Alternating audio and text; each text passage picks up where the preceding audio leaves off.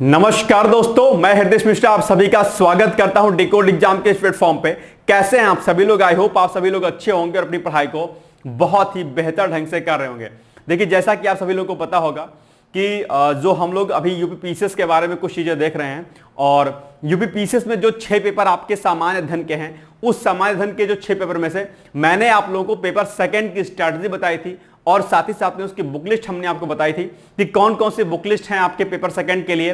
ठीक है, जो सामान्य अध्ययन मुख्य परीक्षा का सेकंड प्रश्न पत्र है। ठीक है, आज हम लोग जो स्ट्रैटेजी पर बात करेंगे, जो बुक लिस्ट पर बात करेंगे, वो आपका यूपीएससी और पीसीएस, ठीक है, दोनों परीक्षाओं में जो बेसिकली आपका जो फर्स्ट पेपर है, ठीक है, उस फर्स्ट पेपर के लिए कौन कौन सी मानक पुस्तकें हैं, हम कैसे उन मानक पुस्तकों का चयन करें और किस तरीके से हम इस पेपर को जो है रेडी करें, और ये बहुत अहम है। और एक बात मैं बता दूं आप लोग को, चूंकि प्रीलिम्स लगभग जो है आपका होने वाला है, और ऐसे में कहीं ना कहीं आप चाहें तो कुछ कुछ चीजों को आप जो है मुख्य परीक्षा के साथ साथ में कर सकते हैं, यानी कि मुख्य परीक्षा के टॉपिक्स को साथ साथ में कर सकते हैं। हालांकि इस पर हम लोग एक स्ट्रैटेजी वीडियो इस पर बना देंगे, लेकिन आज हम लोग ओवरऑल मुख्य परीक्षा पेपर फर्स्ट पर हम लोग, जो कि आपके यूपीएससी एंड पीसीएस में जो है सम्मिलित है, हम लोग उस पर बेसिकली चर्चा करेंगे। ठीक है, तो अच्छा, इसके पहले मैं आपको बता दूं कि जो यूपी पीसीएस और यूपीएससी का जो सिलेबस है, लगभग 4 के 4 जो पेपर आपके दिए गए हैं, वो पूरे के पूरे क्या हैं, सिमिलर हैं। कहीं कोई अंतर विशेष खास नहीं। एक दो पॉइंट अगर हल्का नॉर्मली आप छोड़ दोगे तो सभी पॉइंट्स जो है यूपीएससी के जो है सम्मिलित हैं पीसीएस में, यानी कि पीसीएस में जो पेपर फर्स्ट, यानी कि मुख्य परीक्षा में सामान्य अध्ययन पेपर फर्स्ट से लेकर के सामान्य अध्ययन पेपर जो है जो चौथा आपका है, वहां तक सिलेबस क्या है यूपीएससी और पीसीएस का क्या है, सेम है। तो आप ये पीसीएस में भी काम कर सकते हैं, इसका जो बताई जाएगी स्ट्रेटजी, और यूपीएससी में भी इसका आप इस्तेमाल कर सकते हैं। ठीक है, यानी कि कैसे तैयार करें सामान्य अध्ययन मुख्य परीक्षा पेपर फर्स्ट, किसके लिए, यूपी पीसीएस के लिए एंड यूपीएससी के लिए। तो आइए हम लोग इसको देखते हैं कि हमें कैसे कैसे क्या क्या कुछ करना है। उसके पहले हम लोग थोड़ा सा सिलेबस पर एक बार डिस्कस कर लेते हैं कि सिलेबस बेसिकली क्या है। लेकिन उसके पहले अगर हम लोग थोड़ा सा डिस्कस करें कि इस पर मोटे तौर पर इसमें कौन कौन से पेपर सम्मिलित है, मोटे तौर पर, क्योंकि ये आपको पता होना चाहिए कि दरअसल पेपर हमारा जो ये है पहला है, उसमें कौन कौन से विषय सम्मिलित हैं मोटे तौर पर। ठीक है, इसमें जो मोटे तौर पर जो आपका पहला सब्जेक्ट आएगा पेपर फर्स्ट में, ठीक है, जीएस, ठीक है, जीएस पेपर क्या पहला फर्स्ट। ठीक है, इसमें जो पहला आपका जो सब्जेक्ट आएगा वो आपका आएगा हिस्ट्री का, इतिहास का। क्या आएगा? इतिहास का। ठीक है, और इसमें बेसिकली 3 पोर्शन आपको देखने मिलेंगे, 2-3 पोर्शन मिलेंगे। एक मिलेगा आपका पहले आर्ट एंड कल्चर, यानी कि कला एवं संस्कृति का। किसका? कला एवं संस्कृति का मिलेगा एक पोर्शन आपका। ठीक है, फिर आपका मिलेगा आधुनिक भारत का इतिहास, इसमें देखने को मिलेगा आपको।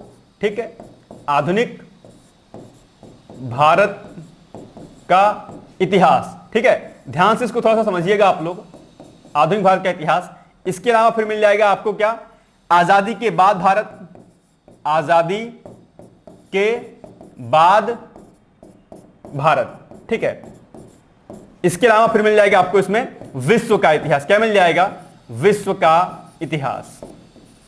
ठीक, ये तो पहले पॉइंट जो हिस्ट्री का जो सब्जेक्ट मिलेगा, इसमें कला एवं संस्कृति, आधुनिक भारत का इतिहास, आजादी के बाद भारत और विश्व का इतिहास, इतना पोर्शन इसमें आपको देखने को क्या होगा, मिलेगा। ठीक है, तो ये हो गया इतिहास एक मोटे तौर पर।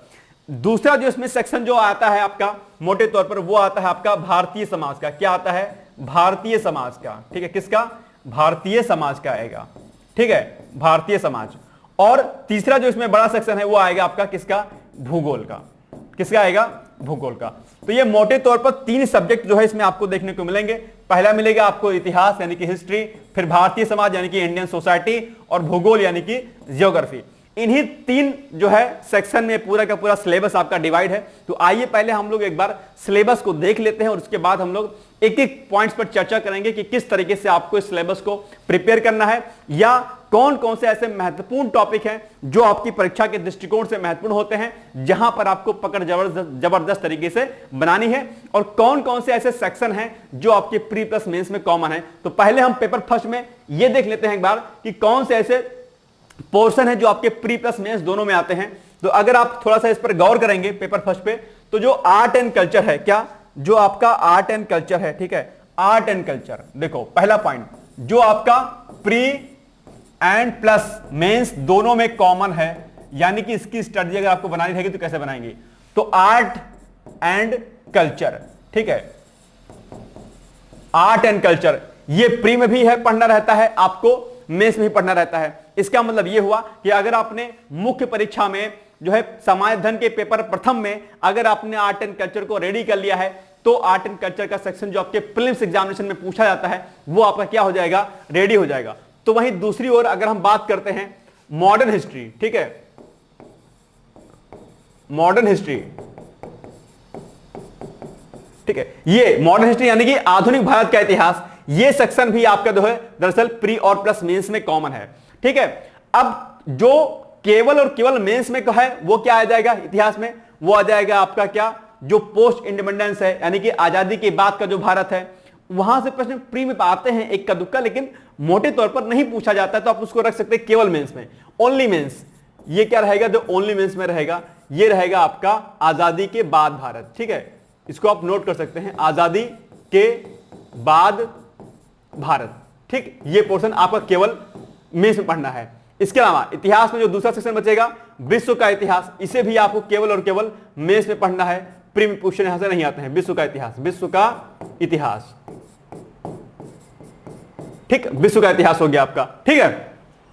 और इसमें जो तीसरा जो सेक्शन आएगा वो आपका आएगा, किसका आएगा भाई साहब, वो आएगा आपका जो है जो प्री और मेंस में कॉमन है वो रहेगा आपका भूगोल का, क्या रहेगा, भूगोल का, यानी कि जियोग्राफी का, किसका, जियोग्राफी का, ठीक है, जियोग्राफी, ठीक है, जियोग्राफी का। तो यानी कि पेपर फर्स्ट में प्री प्लस मेंस में आपका आर्ट एंड कल्चर कॉमन रहेगा, मॉडर्न हिस्ट्री कॉमन रहेगा, भूगोल कॉमन रहेगा, यानी कि प्रथम पेपर में अगर आप इन तीन सेक्शन को अगर आपने रेडी कर लिया है तो इसका मतलब यह हुआ कि आपकी प्री की तैयारी यहीं से हो गई। और मेंस में कौन कौन सा सेक्शन बचेगा, एक बचेगा आपका आजादी के बाद का भारत, जो केवल और केवल मेंस में पढ़ना होता है, प्री में यहां से प्रश्न नहीं आते हैं। विश्व का इतिहास प्री में नहीं है, आपको केवल मुख्य परीक्षा में पढ़ना होगा। और जो भारतीय समाज का एक जो सेक्शन है आपका, क्या, भारतीय समाज का, भारतीय समाज, इस भारतीय समाज से भी प्री में वैसे डायरेक्टली कोई क्वेश्चन नहीं आता है, लेकिन महिलाओं से संबंधित, जनसंख्या से संबंधित अगर कुछ मुद्दे करंट के होते हैं तो भारतीय समाज से प्री में पूछे जाते हैं। बाकी मोटे तौर पर जो भारतीय समाज यानी कि जो इंडियन सोसाइटी का जो सेक्शन आपके पेपर फर्स्ट में है सामान्य अध्ययन के मुख्य परीक्षा में, वो प्री में नहीं पूछा जाता है, ठीक है। तो अब आपको इस तरीके से तैयारी करनी है, और इसीलिए कहा जाता है कि जो आपकी प्रिपरेशन होती है वो कैसी होनी चाहिए, इंटीग्रेटेड होनी चाहिए। इसका मतलब कि मेंस के साथ में तैयारी होती है प्री की तैयारी अलग से नहीं होती है। और जब आपकी प्रारंभिक परीक्षा नजदीक हो, यानी कि जब लगभग 2.5-3 महीने बचे हो, तब उस समय आप मुख्य परीक्षा प्लस प्री की तैयारी छोड़ करके केवल और केवल डेडिकेट हो जाएंगे किस पर, आप प्री परीक्षा पर। क्या ये मेरी बात समझ में आ रही है आप लोग को? इसका मतलब यह हुआ कि आप 1 वर्ष की रणनीति बनाएं, और उस 1 वर्ष की रणनीति में लगभग 8 महीने, 8 से 9 महीने आप प्री प्लस मेंस पढ़े। मैंने क्या बोला, 1 साल की आपकी रणनीति होनी चाहिए, तैयारी करिएगा। जब आप क्या 1 ईयर की रणनीति बनाइए, उसमें से 8 to 9 मंथ्स, क्या 8 to 9 मंथ्स आप पढ़िए केवल और केवल क्या मेंस प्लस प्री पढ़िए, और लास्ट के जो है आप 3 से 4 महीने केवल और केवल पढ़िए, सिर्फ और सिर्फ पढ़िए आप प्री। ये स्ट्रैटेजी आप बनाएंगे तो यकीन रखिएगा कि आपकी तैयारी हो जाएगी। फॉर एग्जांपल, आप मॉडर्न हिस्ट्री पढ़ रहे हो, मॉडर्न हिस्ट्री में से 1857 का रेवोल्यूशन आप पढ़ाई कर रहे हो, तो वहां पर आप मेंस में आप ये तैयार करो कि भाई 1857 की क्रांति क्यों जो है फेल हो गई, क्या कारण थे, भारत छोड़ो आंदोलन क्या था, कैसे कैसे इसका प्रभाव पड़ा भारत की आजादी पर। आप मुख्य परीक्षा में इस तरीके से तैयार करो। इसी टॉपिक से अगर आपको प्री में तैयार करना होगा तो क्या तैयार करोगे कि भारत छोड़ो आंदोलन की शुरुआत जो है किस वर्ष में हुई थी, किनके द्वारा शुरुआत की गई थी। 1857 क्रांति में जो अलग अलग जगहों से जो क्रांति की शुरुआत हुई थी वो कहां से शुरुआत हुई थी, रानी लक्ष्मीबाई का संबंध कहां से था, कुंवर सिंह का संबंध कहां से था। इस प्रकार के फैक्चुअल डेटा भी आपको तैयारी करते समय रेडी करना है। बात समझ में आ गई? यानी कि आपको मुख्य परीक्षा के साथ में प्री की तैयारी करनी रहती है। इसी तरीके से आपको स्ट्रेटजी बनानी है। और ये बात जब मैं पेपर सेकंड की स्ट्रेटजी आपको बता रहा था उसी समय मैंने आपको ये समझा दिया था। क्योंकि आज मैं दोबारा से पेपर फर्स्ट को बता रहा हूं यहां पर, तो मैंने सोचा कि आपको थोड़ा सा इसके बारे में ओवरव्यू आपको दे दिया जाए। तो ये बात नहीं समझ में आ गई।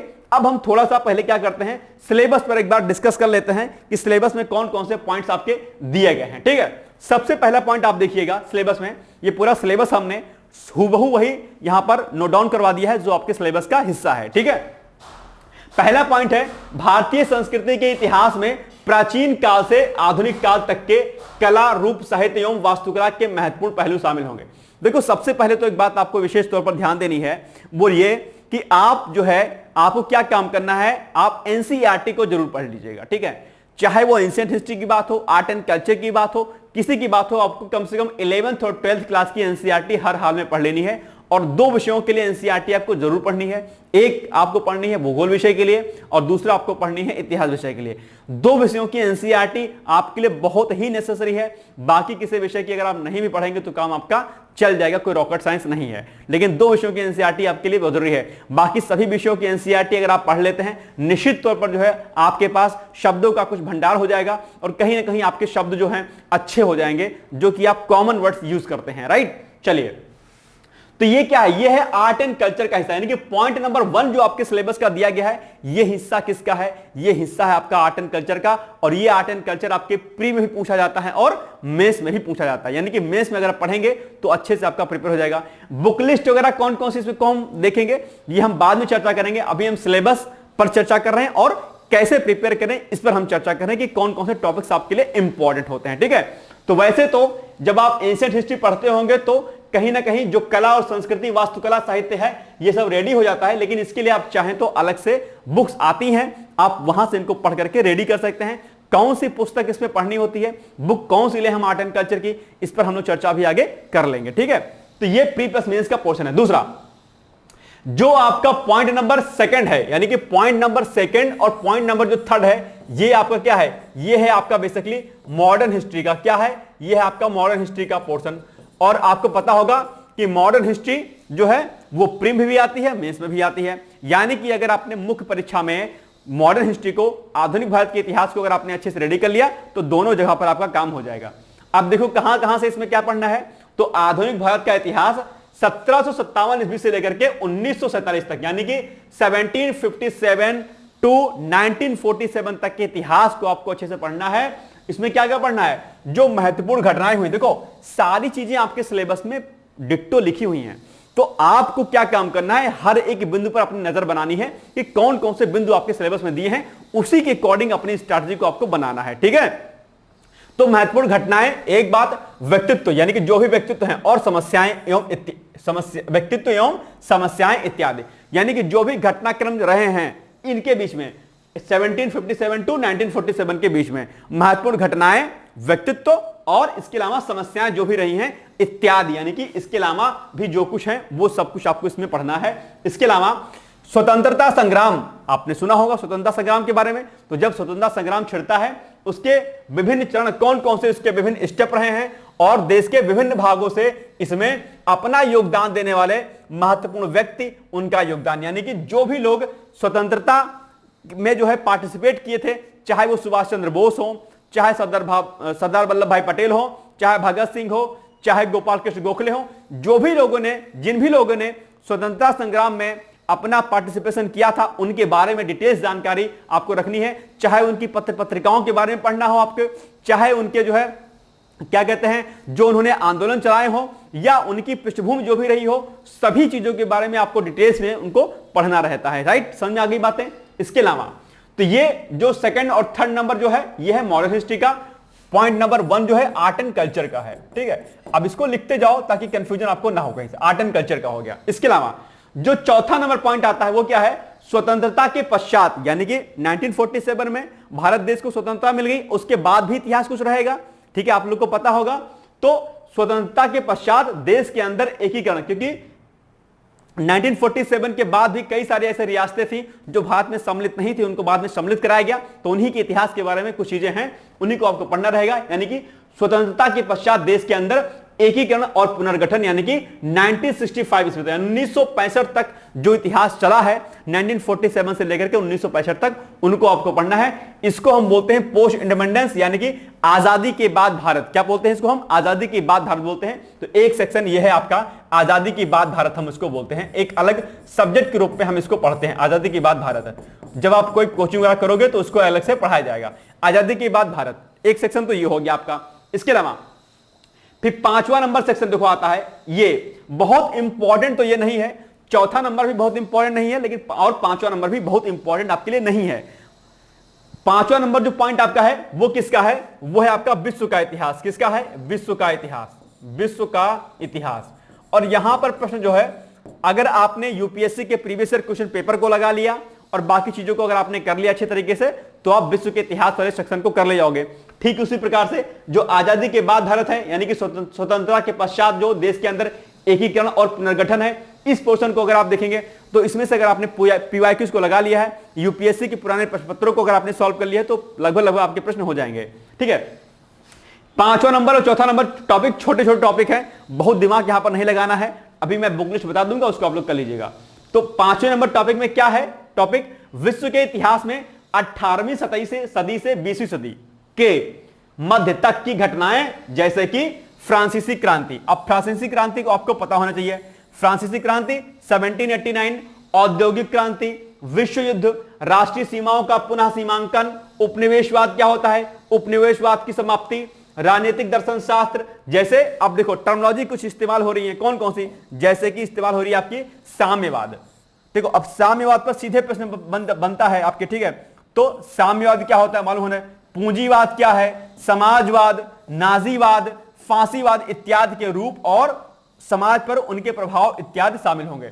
अब ये जो टर्मिनोलॉजी आप देख रहे हैं, सीधे तौर पर यहां से प्रश्न पूछ सकता है, फांसीवाद क्या है, नाजीवाद क्या है, फ्रांसीसी क्रांति आपके लिए बहुत इंपॉर्टेंट है, अक्सर आपके एग्जाम में पूछी जाती है।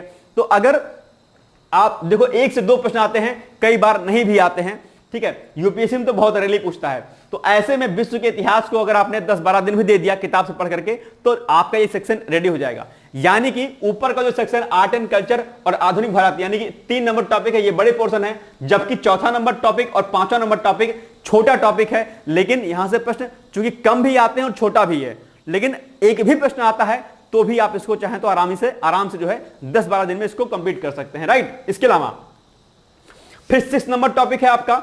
देखो 6 नंबर टॉपिक फिर यहां से आपका क्या शुरू हो जाएगा, भारतीय समाज का शुरू हो जाएगा। अब देखो एक बात मेरी बहुत अच्छी, भारतीय जो समाज का जो आपका जो सेक्शन है, जिसको हम लोग क्या बोलते हैं, इंडियन सोसाइटी बोलते हैं। यह सेक्शन एक ऐसा सेक्शन है जहां पर प्रश्न बहुत पूछे जाते हैं, 3-4-5 प्रश्न पूछे जाते हैं इसमें, और बहुत आसान है, ये बहुत आसान है और बहुत कम समय में आप इसको प्रिपेयर कर सकते हैं और बहुत अच्छे नंबर ला सकते हैं। इस वाले पोर्शन को अगर आप प्रिपेयर करेंगे तो इसका एक बड़ा फायदा यह होगा कि आपके कुछ निबंध के भी टॉपिक रेडी हो जाएंगे। कहने का मतलब यह हुआ कि अगर आपने इंडियन सोसाइटी अर्थात भारतीय समाज को अगर आपने रेडी कर लिया, तो बहुत जगह पर आपको जो फायदा इसका मिलेगा, यह बात आपको ध्यान रखनी है। इसी सेक्शन को पढ़ करके आप जो पेपर सेकंड में जो सोशल जस्टिस है, जिसको हम सामाजिक न्याय कहते हैं, वहां पर भी इसका फायदा जो है मिलता है। कई बार टीचर इंडियन सोसाइटी और सोशल जस्टिस को साथ में मिलकर पढ़ाते हैं, ठीक है। तो इसमें पॉइंट क्या आएगा, भारतीय समाज और संस्कृति की मुख्य विशेषताएं।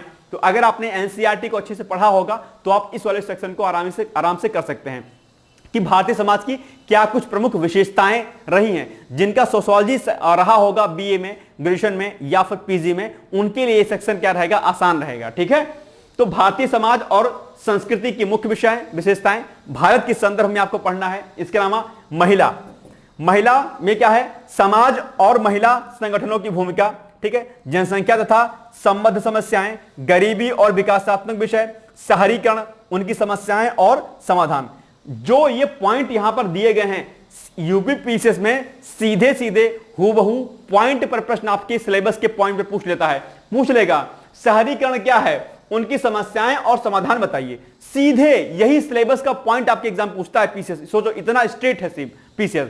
यूपीएससी में क्वेश्चन घुमा के पूछता है, लेकिन पीसीएस स्ट्रेट पूछता है, एकदम से आपको ज्यादा लाख लपेट नहीं करना है। इसीलिए यह जरूरी हो जाता है कि आपको सिलेबस का हर एक बिंदु पता होना चाहिए कि कौन सा सेक्शन कहां पर है, किस पेपर में है और पॉइंट्स में कौन कौन सी चीजें उल्लिखित हैं, ठीक है। तो यह बात आपको रखना है। गरीबी क्या होती है, ठीक है, समाज और महिला संगठनों की भूमिका क्या है, सीधे यही प्रश्न बनेगा, समाज और महिला संगठनों की भूमिका, महिला संगठनों की भूमिका क्या है, विस्तार पूर्वक समझाइए। ऐसे ही जनसंख्या की समस्या क्या है, जनसंख्या वृद्धि का कारण क्या है, सेम ऐसा ही पॉइंट आपके इस वाले सेक्शन में पूछता है, जो कि बहुत ही आसान है और बहुत ही कम समय में आप इसको प्रिपेयर कर सकते हो, राइट। तो ये हो गया, यानी कि आपका भारतीय समाज का जो सेक्शन स्टार्ट होता है वो कहां से स्टार्ट होता है, वो होता है पॉइंट नंबर 6 से। तो पॉइंट नंबर 6 पॉइंट नंबर 7 और आगे आओ जल्दी से, और फिर इसके बाद फिर ये जो है पॉइंट नंबर 9 तक, ये 8 और 9 ये दोनों पॉइंट भी आपके जो है कहां के हैं, ये भी जो है भारतीय समाज का ही क्या है, हिस्सा है, भारतीय समाज। तो अगर आप देखेंगे पूरे पॉइंट में तो आप देखेंगे कि ये जो आपका पॉइंट नंबर क्या है 6, ठीक है, यहां से लेकर के पॉइंट नंबर 6 से लेकर के 9 तक, ठीक है, भारतीय समाज, ठीक है, पॉइंट 6 से लेकर के और 9 तक इतना सेक्शन किसका है, आपका भारतीय समाज का है। अब 8वें पॉइंट में देखो क्या क्या दिया है, यहां पर भी जो जो सिलेबस के बिंदु दिए हैं सीधे तौर पर पीसीएस आपके प्रश्न पूछ लेता है, जैसे कि उदारीकरण क्या होता है, निजीकरण क्या है, वैश्वीकरण, ग्लोबलाइजेशन इसको बोलते हैं, ठीक है, और उदारीकरण, निजीकरण और वैश्वीकरण यानी कि हम इसको बोलते हैं एलपीजी, यानी कि लिबराइजेशन, प्राइवेटाइजेशन और ग्लोबलाइजेशन। ये तीन के तीनों बिंदु इतने महत्वपूर्ण हैं और यहां से एक ना एक प्रश्न आपके एग्जाम में पूछा जाता है। निबंध में भी यहां पर वैश्वीकरण से संबंधित प्रश्न आपके पूछा जाता है। ग्लोबलाइजेशन, आपने एलपीजी का नाम सुना होगा, ये बेसिकली वही है, ठीक है, यानी कि उदारीकरण, निजीकरण और वैश्वीकरण। इसका क्या अभिप्राय है, इसके मीनिंग क्या है, का अभिप्राय और उनका भारतीय समाज के अर्थव्यवस्था, राज्य व्यवस्था और समाज संरचना पर क्या प्रभाव पड़ता है। जब एलपीजी आया तो उस एलपीजी के लागू होने के बाद से भारत के सामाजिक, आर्थिक, राजनीतिक जो है उस पर क्या कुछ प्रभाव पड़ा, उसके बारे में आपको डिटेल्स में जानकारी होनी चाहिए। इस पर शॉर्ट नोट्स भी आपके एग्जाम में पूछा जाता है और सीधे तौर पर बहुत ही आसान टॉपिक है आपका, जो बहुत कम समय में आप क्या कर सकते हैं, इसको प्रिपेयर कर सकते हैं, राइट। इसके अलावा सामाजिक सशक्तिकरण, सांप्रदायिकता, क्षेत्रवाद और धर्म निरपेक्षता, सीधे तौर पर सामाजिक सशक्तिकरण, सोशल इंपावरमेंट, बहुत इंपॉर्टेंट टॉपिक है, अक्सर आपके जो है एग्जाम में यहां से प्रश्न पूछता है। सीधे सांप्रदायिकता अक्सर चर्चाओं में रहता है, न्यूज़पेपर में आप लोग पढ़ते रहते होंगे। सांप्रदायिकता क्या है, सांप्रदायिकता को रोकने के लिए भारत सरकार क्या काम करती है, यानी कि कहीं ना कहीं ये जो आपका इंडियन सोसाइटी का जो सेक्शन है ये टोटली कैसा है भाई साहब, ये करंट ओरिएंटेड है। कैसा है ये आपका करंट ओरिएंटेड है, यानी कि पत्र पत्रिकाओं को पढ़ते रहिए, न्यूज़पेपर को आप पढ़ते रहिए, इस वाले सेक्शन को आप क्या कर सकते हैं, रेडी कर सकते हैं। इंटरनेट पर आप डालिए क्षेत्रवाद क्या होता है, सांप्रदायिकता क्या होती है, डिटेल्स में बढ़िया से आपकी चीजें खुल के आ जाएंगी सामने और वहां से बढ़िया बढ़िया अच्छे अच्छे आप नोट्स बना लीजिए। योजना कुरुक्षेत्र में कुछ चीजें निकलती हैं, डाउन टू अर्थ मैगजीन में कुछ चीजें निकलती हैं, वहां से आप इसको नोट डाउन कर सकते हैं, ठीक है। जो आपकी सोसाइटी की एनसीईआरटी है आप उसको पढ़ लीजिए, भारतीय समाज की, वहां से बहुत सारी चीजें जो है ये छोटी छोटी डिफिनेशन जो है एनसीईआरटी में बड़े अच्छे से आपको दी गई हैं, जहां से आप बखूबी इसको समझ सकते हैं, ठीक है। और सीधे तौर पर इन सभी बिंदुओं से आपके एग्जाम में प्रश्न जो है क्या होता है, पूछा जाता है। तो ज्यादा आपको टेंशन नहीं लेना है, जो जो पॉइंट्स यहां पर दिए गए हैं उन सभी पॉइंट्स को आप क्या करिएगा, अच्छे तरीके से रेडी कर सकते हैं, राइट। तो ज्यादा यहां पर दिमाग आपको नहीं लगाना है। पूछ लेगा सांप्रदायिकता क्या है, क्षेत्रवाद क्या है, धर्मनिरपेक्षता।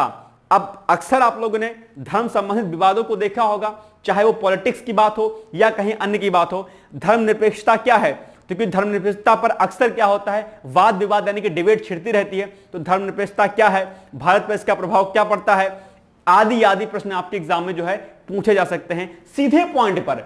उदारीकरण पर सीधे प्रश्न आएगा, निजीकरण पर, वैश्वीकरण पर, ठीक है, सामाजिक सशक्तिकरण, सांप्रदायिकता, क्षेत्रवाद, धर्मनिरपेक्षता, महिला सशक्तिकरण, इन पर जो है सीधे तौर पर आपके एग्जाम में प्रश्न जो है क्या होते हैं, पूछे जाते हैं, ठीक है। एक बात और, जैसे कि यहां पर एक पॉइंट दिया गया है, तो आप देखिए यहां पर ये देखिए, जैसे ये महिला का मुद्दा था। अब महिला वाले मुद्दे में महिला सशक्तिकरण अक्सर चर्चाओं में रहता है और महिला सशक्तिकरण पर आपको पता होगा कि आपके निबंध में भी महिला सशक्तिकरण पर जो है प्रश्न पूछा जाता है निबंध में। तो महिला सशक्तिकरण को अच्छे से रेडी कर लीजिए। जनसंख्या, आप जनसंख्या पर प्रश्न पूछता है निबंध में। शहरीकरण, उनकी समस्याएं, ये भी आपके एग्जाम में प्रश्न पूछता है कि क्या क्या समस्या है अर्बनाइजेशन से। तो ये सब चीजें जो हैं जो करंट ओरिएंटेड हैं, कहीं ना कहीं आप अगर इस पेपर फर्स्ट में इसको रेडी करेंगे तो ओवरऑल आप जो है आपको इसका फायदा बेसिकली निबंध में भी देखने को मिलेगा। और यही मुद्दा आपको जो है पेपर सेकंड में जो आपका सोशल जस्टिस वाला है वहां पर भी आपको देखने को मिलेगा, ठीक है। तो ये एक बड़ा सेक्शन आप जो है इसको देख सकते हैं और यहां से जो है आप कम से कम 4, 5, 6 प्रश्न यहां से पूछे जाते हैं और बहुत ही आसान होते हैं और ऐसा इसमें कुछ नहीं कि बहुत खास घुमा करके प्रश्न पूछ लेता है, हल्का फुल्का थोड़ा बहुत तोड़ मरोड़ करके प्रश्न पूछे जाते हैं, थोड़ा सा हल्का सा मॉडिफाई होता है, लेकिन उसकी प्रकृति सेम वही रहती है जो हर साल आपके प्रश्न की पूछी जाती है। तो अगर आप पीवाईक्यूज पर नजर डालेंगे तो आप पाएंगे कि कुछ ऐसा प्रश्न इसमें नहीं आएगा जो आप नहीं कर पाएंगे, राइट। चलिए आगे बढ़ते हैं हम लोग। तो ये 9 तक हो गया आपका भारतीय समाज यानी कि इंडियन सोसाइटी का सेक्शन। इसके अलावा जो 10 नंबर का पॉइंट शुरू होता है, कहां से, 10 पॉइंट से लेकर के, कहां से लेकर के 10 पॉइंट से लेकर के, ठीक है, और 15 पॉइंट तक, ये जो सेक्शन है आपका, ये किसका है, ये सेक्शन आपका किसका है, भूगोल का है। किसका है, भूगोल का है, यानी कि जियोग्राफी का है, ठीक है, जियोग्राफी का है। जियोग्राफी में यहां से ही प्रश्न देखेंगे आप तो कुछ प्रश्न जो हैं बहुत ही यूपीपीसीएस के पेट क्वेश्चन हैं, जहां से प्रश्न जो है हर हाल में मॉडिफाई करके थोड़ा बहुत इधर उधर करके प्रश्न पूछता है। और ये सेक्शन थोड़ा सा बड़ा है, लेकिन इतना बड़ा नहीं है कि आप प्रिपेयर ना कर पाए, ठीक है। तो ये बड़ा सेक्शन है, लेकिन यहां से प्रश्न ऐसे कुछ नहीं आते हैं जो नहीं कर पाएंगे। इस पोर्शन के सेक्शन अगर आप देखेंगे तो अगर आप प्री पढ़ रहे होंगे अच्छे तरीके से, अगर आपकी नॉलेज प्री पर अच्छी होगी, पकड़ अगर आपकी प्री पर अच्छी होगी, तो आप पाएंगे कि इन सेक्शन को आप जो है आसानी से क्या कर पाएंगे, टैकल कर पाएंगे। तो पहला पॉइंट हम देखते हैं, यानी कि 10वां पॉइंट भूगोल का, विश्व के प्रमुख प्राकृतिक संसाधनों का वितरण जैसे कि जल, मिट्टी एवं वन दक्षिण एवं दक्षिण पूर्व एशिया में भारत के विशेष संदर्भ में। एक पॉइंट तो ये हो गया। इसके अलावा भौतिक भूगोल की प्रमुख विशेषताएं, जिसमें से क्या आएगा आपका, भूकंप आएगा। तो भूकंप, एर्थक्वेक यानी कि सुनामी, ज्वालामुखी क्रियाएं, चक्रवात, समुद्री जलधाराएं, पवन, हिम एवं सरिताएं।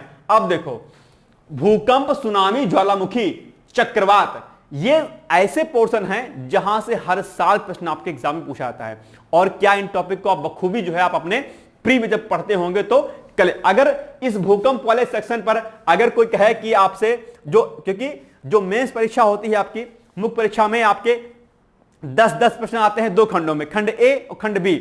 उसमें से जो स्टार्टिंग का जो खंड होगा वो 125 शब्दों का होगा, बाकी 200 शब्दों का होगा।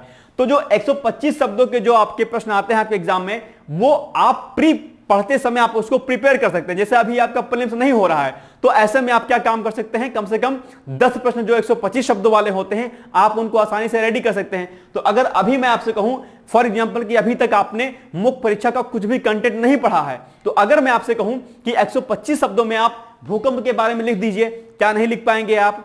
अगर मैं कहूं कि सुनामी के बारे में, ज्वालामुखी क्रियाओं के बारे में आप 125 शब्दों में लिख लो, तो क्या आप नहीं लिख पाओगे? लिख ले जाओगे, ठीक है। इनफैक्ट आप 200 शब्दों तक भी लिख ले जाओगे अगर सही से आपको स्किल है।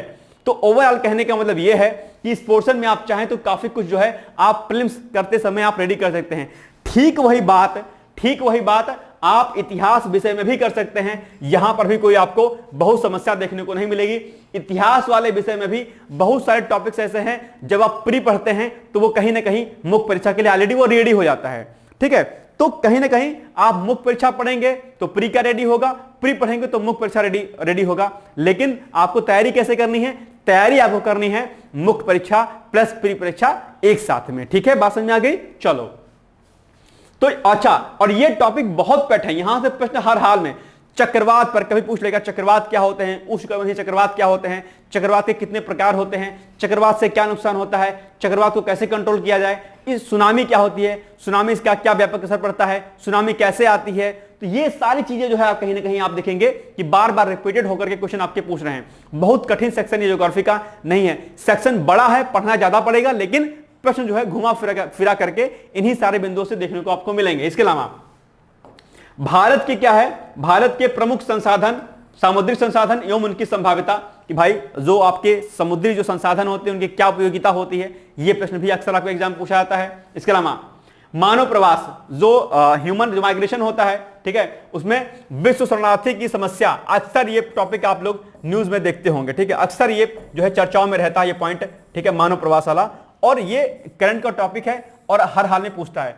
यानी कि जो विश्व शरणार्थी समस्या है क्या है, उससे क्या जो है इंपैक्ट करता है सामाजिक, आर्थिक, राजनीतिक, ठीक है। भारत उपमहाद्वीप के संदर्भ में, यानी कि भारतीय उपमहाद्वीप के संदर्भ में जो ये विश्व शरणार्थी की समस्या है उसको आपको क्या करना है, देखना है कि किस तरीके से शरणार्थी जो है, अब आप क्या काम करेंगे, जब आप न्यूज़पेपर पढ़ते होंगे तो ये सब आर्टिकल्स निकलते रहते हैं, तो आपको क्या काम करना है, इन न्यूज़पेपर के जो आर्टिकल्स निकलते हैं उनकी कटिंग आप जो है अपने कॉपी में क्या करिए, चिपका लीजिए। अगर आपको याद होगा तो मैंने आपको लास्ट टाइम जब मैं पेपर सेकंड की स्ट्रेटजी आपको बता रहा था, मैंने आपसे क्या कहा था, अगर आपको याद होगा मैंने कहा था कि आपको जीएस पेपर फर्स्ट से लेकर के और 6 तक आपको क्या करनी है, 6 कॉपियां बनानी है। क्या बनानी है, 6 कॉपियां अलग अलग जो है आपको क्या करनी है, बनानी है। याद है आपको कि नहीं याद है, शायद आपको याद होगा, नहीं याद है तो भैया याद कर लो। हमने आपसे 6 कॉपी बनाने के लिए कहा था, ठीक है। 6 कॉपी आपने क्या कर ली, बना ली। स्पाइरल बॉन्डिंग वाली कॉपी बनाइएगा, मोटी मोटी कॉपी बनाइएगा, और पहले पेज पर आप जीएस पेपर फर्स्ट का आप क्या करना है, सिलेबस चिपकाना है। क्या करना है, सिलेबस चिपकाना है, वो पता होना चाहिए। सिलेबस हर विषय का आपको मालूम होना चाहिए। फिर ऐसा ही जीएस सेकंड का सिलेबस, जीएस थर्ड का सिलेबस, फिर 4 का, फिर 5 का और फिर 6 का, ठीक है। तो अब यहां पर आपको क्या काम करना है, आपकी 6 कॉपी जीएस की बन गई, और वहां पर आपको जो जो सिलेबस दिया गया है, सिलेबस के अकॉर्डिंग आपको चीजों को क्या करना है, यहां पर नोट्स बनाते हुए चलना है। और जो चीजें लगे कि यार ये करंट की चीजें हैं, वहां पर कुछ कुछ पेजेस को आप क्या कर दो, छोड़ दिया करो, कि ताकि कोई चीज जो करंट में हो उसको आप क्या कहते हैं, नोट डाउन कर लो। जैसे पेपर फर्स्ट में अगर शहरीकरण का कोई मुद्दा छाया हुआ है, पेपर में कोई आर्टिकल निकला हुआ है, पेपर के आर्टिकल को आप जो है फाड़िए वहां से और अपने यहां पर चिपका लीजिए या उसको नोट डाउन कर लीजिए, ठीक है। इसी तरीके से अपने लैपटॉप में या अपने फोन में, वहां पर भी आप जो है वर्ड फाइल में 6 फोल्डर बनाइए, ठीक है, जीएस के। और जब आप ऑनलाइन कोई तैयारी कर रहे हो, करंट का कोई मुद्दा देख रहे हो, वहां पर अगर कोई पॉइंट नजर आए तो यहीं पर आप जो है अपने लैपटॉप में नोट डाउन कर लीजिए या अपनी कॉपी में नोट डाउन कर लीजिए। सुबह मॉर्निंग में जो मैं 8 AM पर जो मैं करंट अफेयर्स कराता हूं आप लोगों को, उसमें मैं बताता रहता हूं कि कौन कौन सा पॉइंट ऐसा है जो आपके मुख्य परीक्षा के दृष्टिकोण से क्या रहेगा, इंपॉर्टेंट रहेगा। तो वहीं से उन पॉइंट्स को उठाओ, अपने कॉपी में नोट डाउन कर लो कि जब इससे संबंधित, जैसे शहरीकरण से संबंधित मैंने कोई डेटा आपको मॉर्निंग में बताया, ठीक, इंपॉर्टेंट, कि भाई ये चीजें ऐसी ऐसी हो रही हैं।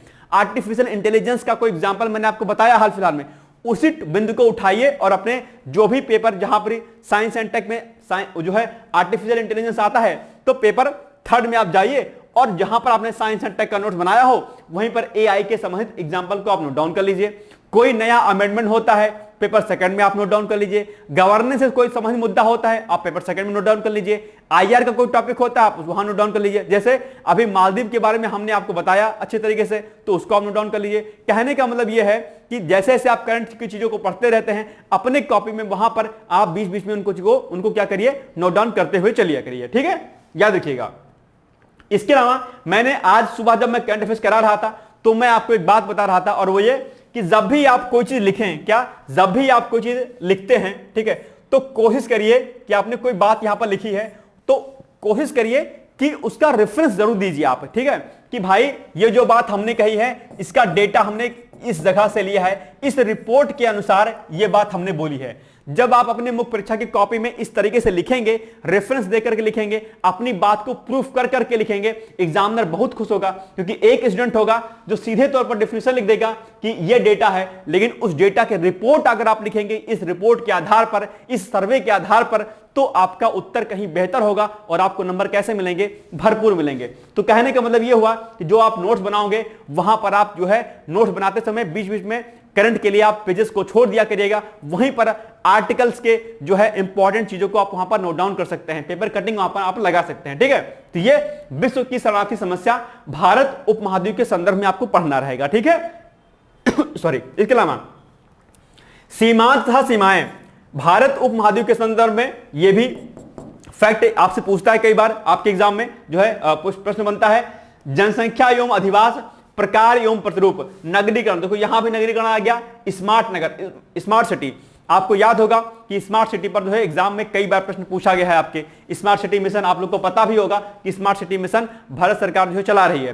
तो स्मार्ट सिटी मिशन क्या है, स्मार्ट नगर क्या है, एवं स्मार्ट ग्राम, ये कॉन्सेप्ट आजकल बहुत चल रहा है। स्मार्ट ग्राम आपके एग्जाम में सीधे तौर पर स्मार्ट ग्राम क्या होते हैं, हाल फिलहाल में स्मार्ट ग्राम के लिए भारत सरकार ने कौन सी योजनाएं चलाई हैं, इस प्रकार के प्रश्न जो है अक्सर आपके एग्जाम में पूछे जा सकते हैं। तो ओवरऑल कहने का मतलब यह है कि आप चाहेंगे तो पूरे सिलेबस को आप ठीक से पढ़ेंगे, और देखिए यहां से लेकर के ये जो मुद्दा आपका है, ठीक है, यहां से लेकर के ये यहां से लेकर के पूरा मुद्दा जो आप देख रहे होंगे, आप सिर्फ और सिर्फ जो जो सिलेबस में दिया गया है पॉइंट, सीधे तौर पर अगर पॉइंट टू पॉइंट अगर आपने नोट्स बना लिया तो यकीन मानिएगा कि पूरा पेपर आपका जो है क्या हो जाएगा, रेडी हो जाएगा। तो बहुत टेंशन आपको नहीं लेना है, सिस्टमैटिक तरीके से आप रेडी करिएगा। आई थिंक आपको समझ में आ गया होगा कि इस पूरे सिलेबस में कौन कौन से पॉइंट्स कहां पर दिए गए हैं। पहला number point art and culture का है, दूसरा पॉइंट और तीसरा पॉइंट आपका मॉडर्न हिस्ट्री का है, चौथा पॉइंट आजादी के बाद भारत का है, ठीक है, पांचवा पॉइंट आपका विश्व का इतिहास का है, फिर छठे से लेकर के 6 पॉइंट, 7 पॉइंट और 8 पॉइंट, 9 पॉइंट इंडियन सोसाइटी अर्थात भारतीय समाज का है, और 10वीं से लेकर के 15वीं तक का जो टॉपिक है आपका वो किसका है, भूगोल विषय का है। क्या ये मेरी बात आपके समझ में आ गई? यही चीजें देखी हैं। यानी कि अगर हम सम्मिलित विषय की इसमें बात करते हैं इस पूरे विषय में, तो यहां पर हमने लिख दिया है कि सम्मिलित विषय में क्या क्या रहेगा, कला एवं संस्कृति रहेगा, आधुनिक भारत का इतिहास रहेगा, स्वतंत्रता के पश्चात देश के अंदर एकीकरण यानी कि आजादी के बाद भारत का रहेगा, ये हमने लिख दिया। फिर विश्व का इतिहास पढ़ेंगे आप इस पेपर फर्स्ट में, फिर पेपर फर्स्ट में आप भारतीय समाज को पढ़ेंगे और फिर पढ़ेंगे आप भूगोल को पढ़ेंगे। ठीक है, ये हमने इसमें इतने सेक्शन को आपको क्या करना है, इस पूरे पेपर फर्स्ट में पढ़ना है अच्छे तरीके से। ठीक है, बात समझ में आ गई? जिसमें से ये जो पर्सन है आपका, ये प्री प्लस मेंस दोनों में है, ये वाला सेक्शन, ये वाला सेक्शन जो आप देख रहे होंगे, ठीक है, ये भी किसमें है, ये भी आपका प्री प्लस मेंस में है। ठीक, ये आपका जो सेक्शन देख रहे होंगे ये केवल और केवल मेंस में है, और ये जो सेक्शन है ये केवल और केवल मेंस में है, ये केवल और केवल मेंस में है, और ये प्री प्लस मेंस दोनों में है। हालांकि भारतीय समाज के कुछ टॉपिक्स आपके करने पूछ सकते हैं, लेकिन ओवरऑल है ये टॉपिक मेंस का। बात समझ में आ गई? ये चीजें आगे आपके आ गई। तो इस तरीके से आपको चीजों को करना है जो मैंने यहां पर आपको बताई। अब हम जिसके लिए आप बहुत परेशान हो रहे होंगे मुझे पता है, और परेशान किस लिए हो रहे होंगे, सर बुक लिस्ट बता दीजिए, है ना। चलिए आइए हम इस पर बात करते हैं। देखो, कला एवं संस्कृति, इसके लिए एक बड़ी फेमस बुक आती है जिसको हम कहते हैं नितिन सिंघानिया। बाइलिंगुअल है, यानी कि ये हिंदी और इंग्लिश दोनों में आती है। ठीक है, आप चाहें तो इसको परचेज कर सकते हैं, या अगर आपको किसी कोचिंग इंस्टीट्यूट के कोई शॉर्ट नोट्स आपको मिल जाए तो आप वहां से भी इसको टैकल कर सकते हैं, कोई समस्या नहीं है। डिपेंड आपके ऊपर करता है। मैं कभी नहीं कहूंगा कि आप किसी कोचिंग के नोट्स ना ले, जहां आपको लगता है, क्योंकि मेरा उद्देश्य है कि आपका सिलेक्शन हो। अगर मैं कुछ बताऊं तो आपका सिलेक्शन हो। ठीक है, तो किसी कोचिंग इंस्टीट्यूट अच्छे रेप्यूटेड कोचिंग के, ये नहीं कि कहीं भी खुली हुई कोचिंग है उसके नोट्स, नहीं, ऐसा नहीं है। जब डिकोड एग्जाम के नोट्स आ जाएंगे तो आप उसको प्रेफर कर सकते हैं। फिलहाल के लिए आप किसी और कोचिंग के नोट्स ले सकते हैं, या फिर आप किसी कोचिंग इंस्टीट्यूट के नोट्स ना लेकर के एनसीईआरटी के साथ में आप नितिन सिंघानिया को पढ़ लीजिएगा। आपका जो है क्या कहते हैं चीजें हो जाएंगी। अगर आप जो है तमिलनाडु बोर्ड के होंगे तो तमिलनाडु बोर्ड वाले की जो बुक्स आती है तमिलनाडु बोर्ड की, आप उसको भी प्रेफर कर सकते हैं इतिहास विषय के लिए खासकर। ठीक है, तमिलनाडु बोर्ड की जो इंग्लिश मीडियम के जो बच्चे होंगे, क्योंकि वो हिंदी में नहीं आती है, राइट। इसके अलावा जो आधुनिक भारत का इतिहास है, सबसे अच्छी बुक मैं मानता हूं स्पेक्ट्रम को। स्पेक्ट्रम बहुत अच्छी बुक है। कुछ लोग इसको प्रेफर नहीं करते, कहते हैं बहुत मोटी है, लेकिन नहीं भाई, ये जो राइटर जो हैं राजीव अहिर जी आईएएस ऑफिसर हैं, आप जानते होंगे, और ये बेसिकली मेंस के पर्सपेक्टिव से खासकर बनाई गई है। तो यानी कि इसमें जो हेडिंग्स दी गई हैं स्पेक्ट्रम में, वो सीधे तौर पर आपके प्रश्नों से संबंधित ही हैं। तो ओवरऑल अगर आप स्पेक्ट्रम को अच्छे से पढ़ेंगे तो कहीं ना कहीं मुख्य परीक्षा की चीजें आपकी तैयार हो जाएंगी, और प्लस भरपूर इसमें फैक्ट भी दिया गया है। यानी कि स्पेक्ट्रम पढ़ने के बाद आपको प्री के लिए अलग से कोई पुस्तक नहीं लेनी पड़ेगी, यानी कि प्री भी रेडी हो जाएगा, मेंस भी रेडी हो जाएगा। ठीक उसी प्रकार से नितिन सिंघानिया जब पढ़ेंगे तो यहां पर भी आर्ट एंड कल्चर आपका प्री का भी रेडी हो जाएगा और मुख्य परीक्षा के लिए भी रेडी हो जाएगा। नितिन सिंघानिया बड़ी अच्छी बुक है, बहुत ही कलरफुल बुक है, अच्छे अच्छे पेजेस हैं, मोटे मोटे पेजेस हैं। खोल के देखेंगे उसको, ओपन करेंगे बुक को तो बड़ा मजा आएगा आपको पढ़ने में, तो आप इसको परचेज कर सकते हैं, राइट। इसके अलावा आजादी के बाद भारत, यानी कि जो आपका 1947 के बाद की जो हिस्ट्री आती है, उसके लिए 2 किताबें आपके पास आती हैं। एक किताब है आपके पास बिपिन चंद्र की, और एक किताब आती है रामचंद्र गुहा की। रामचंद्र गुहा की जो किताब है बहुत मोटी है, विपिन चंद्र की जो पुस्तक है थोड़ी ठीक है। तो आप दोनों में से किसी एक को प्रेफर कर सकते हैं। मैं कहूंगा आपकी फिलहाल विपिन चंद्र को आप फॉलो करें, या किसी कोचिंग के नोट्स अगर आपको मिल जाएं, या कोई अगर कोई वीडियो अगर आपको मिल जाए तो वहां से आप देख करके इसको कर सकते हैं। ठीक है, क्योंकि बहुत क्वेश्चन नहीं आता बहुत ज्यादा, इसलिए बहुत ज्यादा पढ़ने की आपको आवश्यकता नहीं है। ठीक है, या आप पुराने पीवाईक्यूज को देखिए, और पुराने पीवाईक्यूज में कौन कौन से प्रश्न आए हैं उन्हीं को आप जो है थोड़ा सा मॉडिफाई करके रेडी कर लीजिए। तो आपका ये जो आजादी के बाद का जो भारत का है, ये आपका क्या हो जाएगा, रेडी हो जाएगा। ठीक है, इसके अलावा विश्व का इतिहास, इसके लिए भी आपको परेशान होने की आवश्यकता नहीं है, बहुत ज्यादा दिमाग नहीं लगाना है। अर्जुन देव की इतनी पतली सी बुक आती है, एक छोटी सी, है ना, हालांकि महंगी आती है, 300-350 के शायद आती है अप्रॉक्स। ठीक है, लेकिन पतली सी है। तो विश्व का इतिहास आप अर्जुन देव की किताब से पढ़ सकते हैं, वहां से आपका हो जाएगा। ठीक, इसके अलावा भारतीय समाज, भारतीय समाज बेसिकली है तो ये करंट ओरिएंटेड, क्या करंट ओरिएंटेड है, ठीक है। लेकिन इसके लिए आप चाहें तो भारतीय समाज के लिए बेसिक के लिए आप राम आहूजा की बड़ी अच्छी सी किताब आती है, राम आहूजा को प्रेफर कर सकते हैं, या फिर आप एनसीईआरटी अगर आप पढ़ेंगे तो वहां से आपकी चीजें जो है कंप्लीट हो जाएंगी, या फिर कोई मंथली मैगजीन अगर आप पढ़ते होंगे, ठीक है, तो वहां से भी चीजें क्या हो जाएंगी आपकी लगभग हो जाएंगी।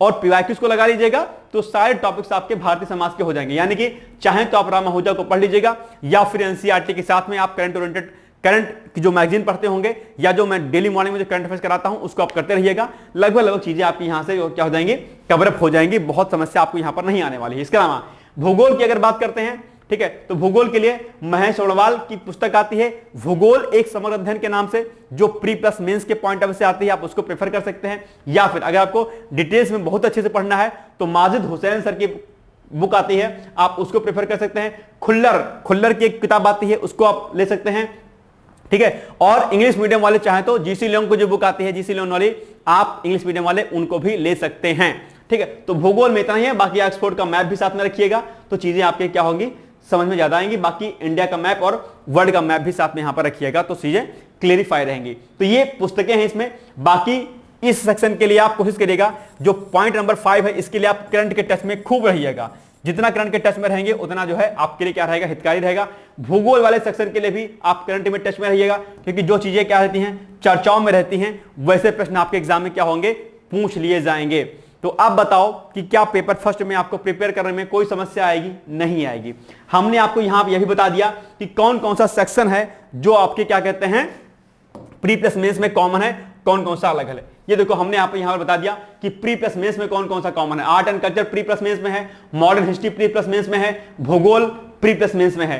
केवल मेंस में क्या क्या है जो आपको प्री में नहीं पढ़ना है, ठीक है। ये सेक्शन ऐसा है जो आपको प्री में नहीं पढ़ना रहेगा। कौन सा? आजादी के बाद भारत, विश्व का इतिहास और भारतीय समाज। ये 3 सेक्शन आपको प्री में नहीं पढ़ना है, ये केवल और केवल मेंस का सेक्शन है पेपर फर्स्ट में।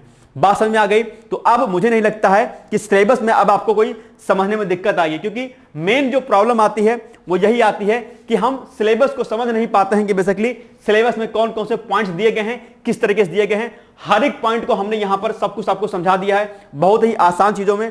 बस आपको एक काम करना है कि मंथली कोई मैगजीन आप अगर आप चाहें तो आप ले सकते हैं, या नहीं भी लें तो आप कम से कम अगर हिंदी माध्यम के छात्र हैं तो जो दैनिक जागरण का जो राष्ट्रीय संस्करण आता है आप उसको पढ़ लीजिएगा। देखिए दैनिक जागरण में 2 चीजें आती है, एक राष्ट्रीय संस्करण आता है, एक नॉर्मल संस्करण आता है।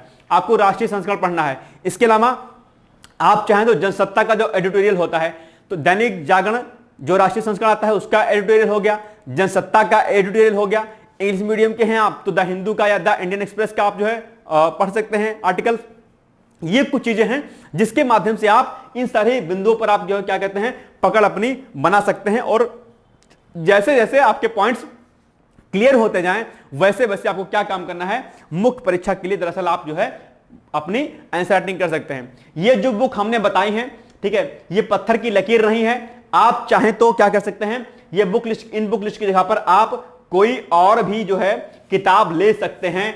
ऐसा नहीं है कि जो हमने बताई है आपको वही आपको लेना है। हालांकि हमने अपने एक्सपीरियंस के हिसाब से बताई हैं। ये बुक आपके लिए बेस्टेस्ट बुक्स हैं, इससे ज्यादा बाहर कोई क्वेश्चन नहीं जाएगा, गारंटी हमारी है, ठीक है। तो आप जितना हमने बताया, हाँ एनसीईआरटी को आप लोग जरूर फॉलो करिएगा।